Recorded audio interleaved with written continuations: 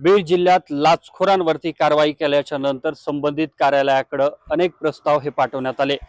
यामधील तब्बल 52 प्रस्ताव हे संबंधित कार्यालयाच्या सक्षम अधिकाऱ्यांकडे प्रलंबित आहेत। लाचलुचपत विभागाने लाचखोरांवरती कारवाई केल्याच्या नंतर न्यायालयामध्ये दोषारोपपत्र सादर करण्यासाठी संबंधित कार्यालयाच्या सक्षम अधिकाऱ्यांच्या परवानगीची आवश्यकता असते आणि यासाठीच बीड जिल्ह्यातील तब्बल 52 प्रकरणे गेल्या वर्षानुवर्ष संबंधित कार्यालयाच्या सक्षम अधिकाऱ्यांकडे प्रलंबित असल्याची माहिती लाचलुचपत विभागाच्या प्रतिबंधक विभागाच्या या अधिकाऱ्यांकडून देण्यात आलेली आहे।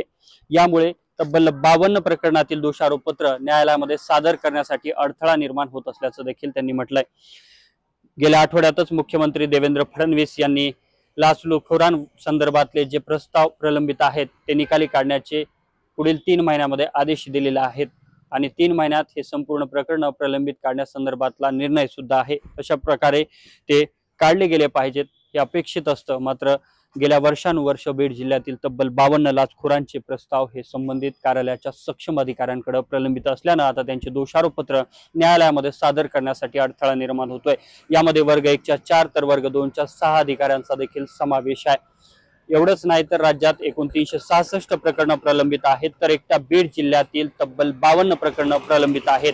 येणाऱ्या काळामध्ये आता मुख्यमंत्र्यांच्या आदेशानंतर यावरती नेमकं काय समोर येतं आणि यावरती कशा प्रकारे कारवाई होते हे पाहणं महत्त्वाचं असणार आहे। कॅमेरामन विनोद सह मी अशोक कालकुटे, TV9 मराठी, बीड।